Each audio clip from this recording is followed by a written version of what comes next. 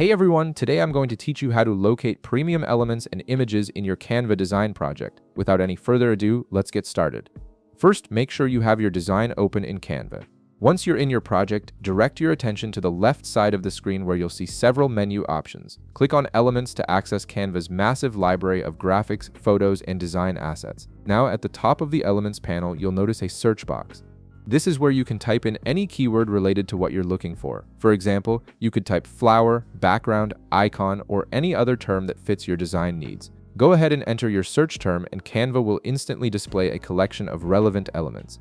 As you browse through the results that appear, pay close attention to each element's thumbnail.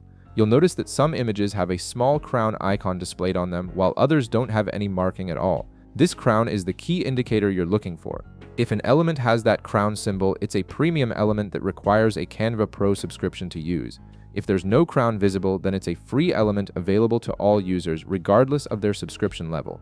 Now, if you want to filter your search to show only premium elements, there's a quick way to do that. Look just below the search box and you'll see a filter icon with toggle options. Click on this icon to open up the filtering menu, which gives you more control over the types of elements displayed in your search results. Within the filter menu, locate the section labeled Price. Here you'll see different options for filtering by cost. Check the box next to Pro to specifically show premium content. This setting tells Canva to display only those elements that come with a Pro subscription. Once you've selected your filter preference, click Apply or simply close the filter box. Your search results will now update automatically, and you'll see that every element displayed has that crown icon on it. This makes it much easier to browse through premium options without having to manually check each element.